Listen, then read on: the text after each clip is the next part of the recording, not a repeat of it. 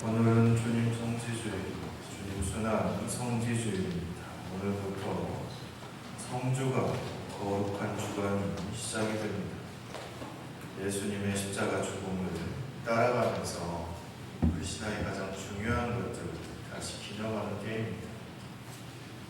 오늘은 십자가 생각해봅니다. 오늘 우리는 예수님의 순환복음을 들었습니다.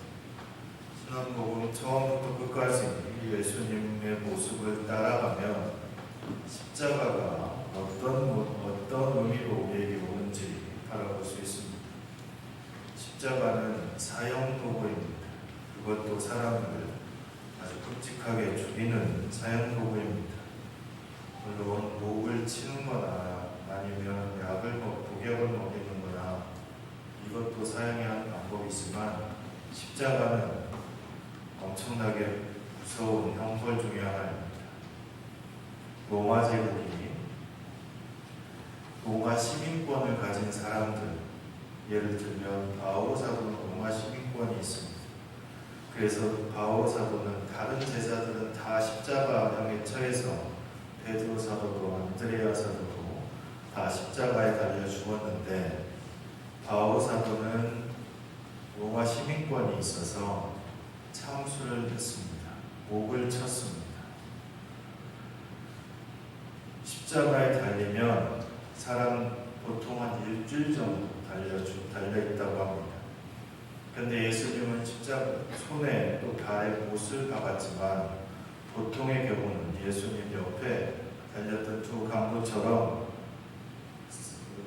양 팔을 묶어놓고 또 양 발도 묶어놓고 그 다음에 쉽게 얘기하면 십자가에 걸쳐놓습니다.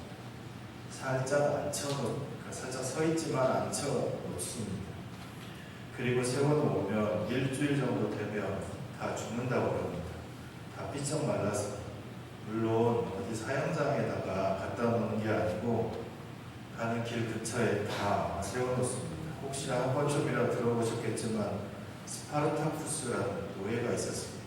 그 노예가 반란을 일으켰습니다. 인류 역사상 가장 처음으로 반란을 일으켰다고 하는데 그 반란을 진압하러 옵니다. 로마에서 반란이 진압이 되고 스파르타쿠스와 함께 반란을 일으켰던 그 노예들은 로마에 오는 지금 우리 식으로 따지면 부산에서 서울까지 고속도로에 경부고속도로에 거의 1m에서 2m씩 다 십자가에 따라서 매달아놨습니다.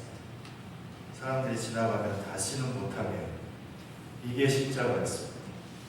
그래서 사람들이 십자가를 보면 죽음을 생각합니다. 그런데 우리는 그 십자가를 사형도구가 아니고 몸에 달고 다닙니다.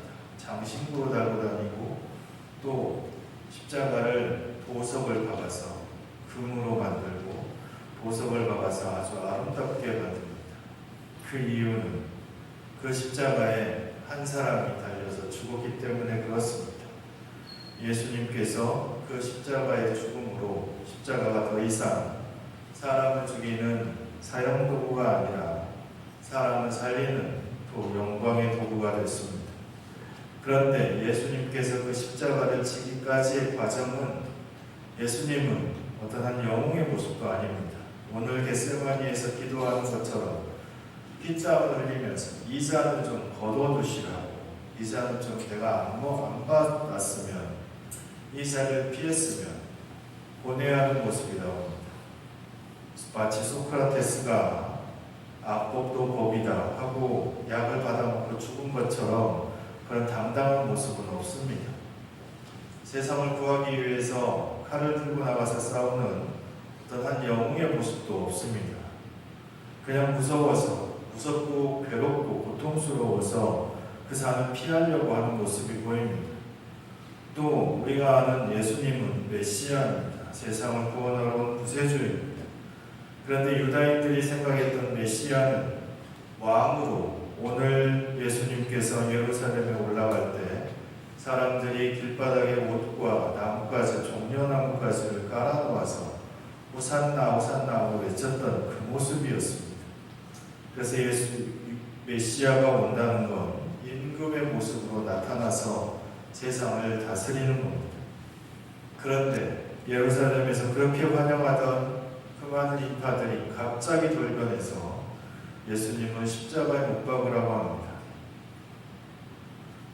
그리고 예수님은 체포돼서 고문당하고 또 십자가를 메고 골고타 언덕까지 올라갑니다.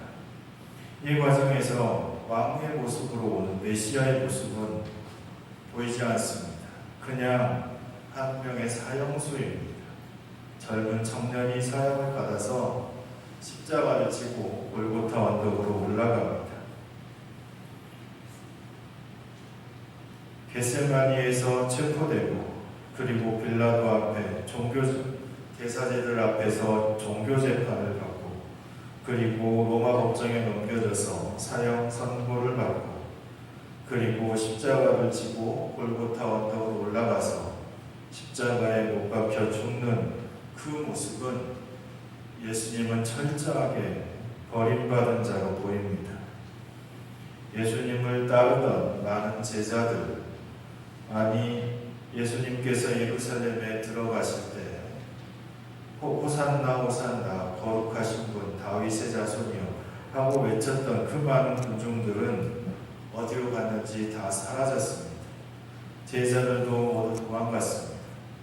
더군다나 베드로는 3번이나 예수님을 모른다고 합니다. 또 그 중에 하나는 예수님을 은전 30립에 팔아넘깁니다. 그리고 그 수많은 유다인들 전체가 예수를 십자가에 달으라고 절규하고 외칩니다. 로마 제국이 이에 호응해서 예수님을 십자가형에 처합니다. 그 과정에서 예수님 편에 쓴 사람들은 아무도 없습니다. 단지 갈릴라에서부터 따라와서 지켜보고 있는 예수님의 어머니 마리아와 여자 몇몇 빼고는 예수님의 무죄를 위해서 싸우거나 예수님 편을 들고 나서거나 또는 예수님을 위해서 변호해주는 사람이 한 명도 등장하지 않습니다. 여기에 더해서 예수님이 그토록 믿고 따랐던 그분의 뜻을 세상에 보여주었던 하느님마저도 가만히 계십니다. 어떤 형태의 응답도 없습니다. 더군다나 사람이 십자가에 달려 죽어가는데 그것도 억울하게 죽어가는데 예수님이 종교재판에 너무 넘겨집니다. 이유는 자신을 하느님의 아들이라고 했다고, 자신을 하느님이라고 했다고, 그래서 독성죄로 하느님 모독죄로 고발이 됩니다. 그런데 종교재판에는 남들을 사형할 수 있는 또는 벌을 줄 수 있는 권한이 없습니다. 그래서 정치적인 로마 재판으로 로마 법정으로 옮겨집니다. 로마는 종교법정이 아니고 형사재판입니다. 그래서 정치적으로 판결을 내립니다. 십자가형에 처합니다.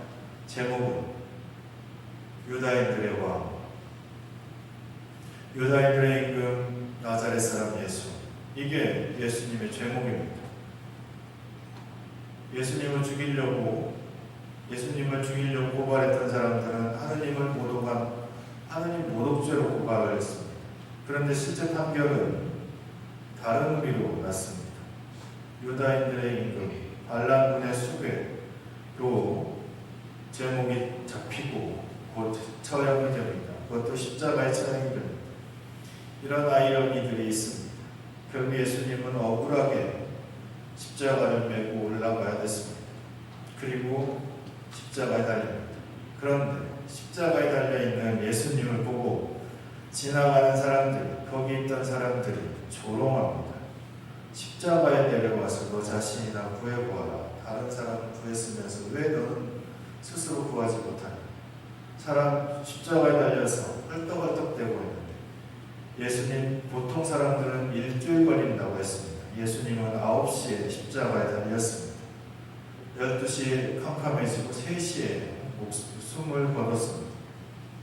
6시간 만에 그렇게 빨리 숨을 거둘 수 있는 건 그만큼 많이 모든 게 다 탈진했다는 이야기입니다. 손을 헐떡벌떡거리면서 십자가에 있는데 지나가는 사람이 너나 구해보아라. 옆에 매달린 강도들도 우리도 구하고 너도 구해라. 너 살아있을 때 우리 다 구한다고 하지 않았느냐. 지금 내려와봐라. 이렇게 약 올립니다. 그걸 내가 그 옆에 서서 지켜보고 있다면 어떤 생각이 들지. 근데 그걸 우리는 우리 역사 안에서 봤습니다.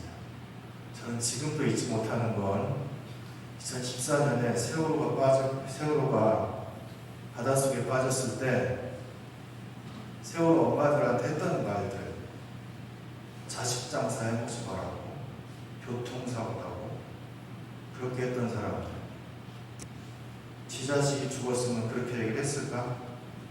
오늘 예수님 십자가에 달려 죽어가는데 너 하느님의 아들이라며 내려와봐. 그렇게 얘기하는 사람들과 똑같습니다. 그런데 예수님은 아무 말도 안 하고 거기서 그냥 죽습니다. 하는 얘기는 저의 하느님, 저의 하느님, 어찌하여 저를 버리셨습니까? 라는 마지막 말입니다. 그 말, 사람들도 원망하지 않고 자신을 십자가에 달게 매달은 로마 법정으로 원망하지 않고 하느님을 원망합니다. 그런데 하느님은 아무 말도 없이 하느님은 그냥 침묵하고 계십니다. 하느님 어디 계십니까? 하고 외쳐댑니다. 이런 예수님의 십자가 죽음을 보고 그리스도인들은 처음에는 이해를 못했습니다. 조금 지나자 바로 그리스도인들이 했던 말은 예수님의 십자가 죽음은 우리를 위한 것이다 라고 고백합니다. 우리를 위한 십자가 죽음으로 고백합니다. 그리고 예수님의 죽음은 하느님의 처벌로 생각을 했습니다. 예수님 자신의 죄 때문이 아니라 온 인류의 세상의 죄를 걸머진 것이라고 생각을 했습니다. 그래서 예수님께서 십자가에 달려 죽은 건 세상의 죄를 없애기 위한 죄값이었다라고 고백합니다. 곧 예수님의 죽음은 예수님 개인의 고통과 죽음이 아니라 우리라는 집단의 고통과 죽음이라는 것입니다. 곧 예수님의 십자가 죽음은 우리의 고통과 죽음이고 우리의 십자가 죽음이라는 겁니다.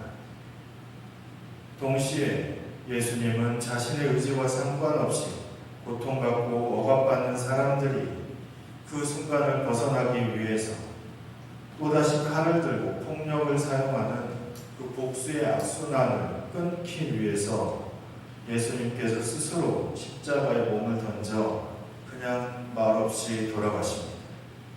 그래서 그 복수의 악순환을 끊습니다.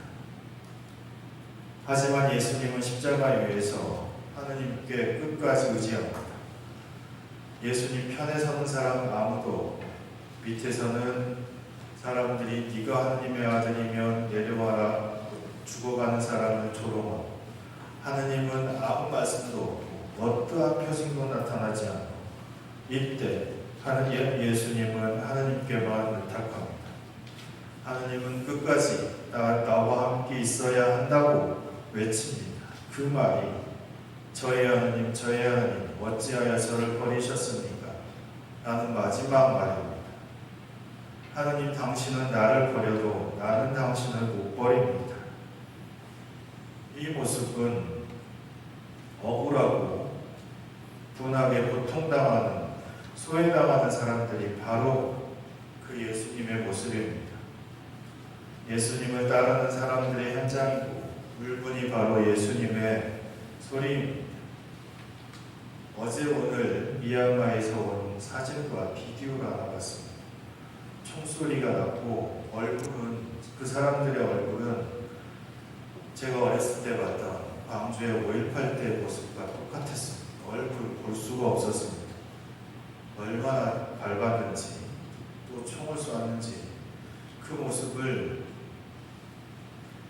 보면서 5.18 때 봤던 그 사진이 떠올라서 하여튼 5.18 때 모습이 생각이 났습니다. 그 사람들이 지금 하나님께 외칩니다. 저의 하나님, 저의 하나님, 어찌하여 저를 버리셨습니까? 하나님은 대답이 없습니다. 그리고 죽어가야 합니다. 버림을 받아도 하나님이 침묵을 했어도 예수님은 나의 하나님이라고 고백합니다. 하나님은 예수님을 배반한 것처럼 또 침묵하시는 것처럼 보이지만 하나님은 끝끝내 배반하지 않습니다.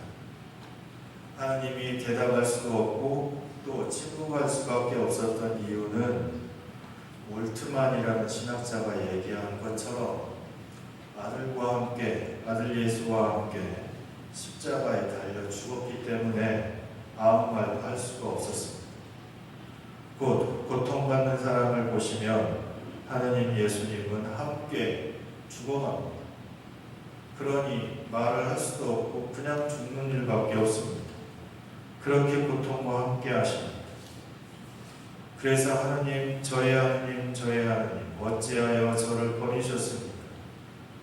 버리신 게 아니라 나와 함께 지금 옆에서 죽어가고 있습니다. 우리는 살아가면서 하나님이 우리를 배신한 것처럼, 우리에게 응답을 주지 않으시는 것처럼 보일 때가 있습니다. 그러면 그때 왜 나에게 이런 고통을, 또 왜 나에게 응답을 주지 않으시냐고 호소할 수도 있고 외칠 수도 있습니다. 하지만 끝까지 매달리는 것이 바로 우리의 신앙이고 믿음입니다. 저의 하나님, 저의 하나님, 왜 저를 버리시나이까? 어찌하여 저를 버리셨습니까? 라고 외치고 하나님께 끝까지 매달려 있는 것입니다. 이번 한 주간 예수님의 십자가의 길을 따라갑니다. 예수님께서 십자가를 지고 골고타 언덕으로 오르실 때 키레네 사람 시몬이 지나가다가 엉겹결에 아무것도 모르고 예수님의 십자가를 지고 골고타 언덕까지 올라갑니다. 예수님이 지고 가야 하는 십자가를 시몬이 메고 올라갑니다. 그 사람은 예수님을 믿던 사람도 아니고 예수님을 알고 있던 사람도 아니고 그냥 지나가다 엉겹결에 십자가를 맸습니다. 그 길에 우리가 서 있습니다. 암울한 코로나 역병의 시대에 십자가를 우리가 지고 가야 합니다. 우리도 예수님 곁에서 예수님의 십자가를 지고 갑니다. 오늘부터 시작하는 모든 전례가 예수님의 십자가 길을 이야기합니다. 토요일 밤에 예수님께서 부활하실 때까지 나는 예수님의 길을 따라갑니다. 예수님은 앞서가시고 나는 그걸 마치 영화에서 또는 드라마에서 아니면 책을 읽는 것처럼 옆에서 따라갑니다. 따라가면서 예수님은 어떤 십자가를 지고 어떻게 가시는지, 나는 그 옆에서 시레네 사람 시몬처럼 내 십자가를 어떻게 지고 가고 있는지 묵상하는 때입니다. 이번 한 주간 열심히 잘 묵상하고 내 십자가가, 또 예수님의 십자가가 우리에게 어떤 의미가 있는지 잘 살피고 또 잘 생각해서 또 묵상해서 그 묵상한 것을 마음에 새기고 우리 몸으로 실천하도록 노력합시다.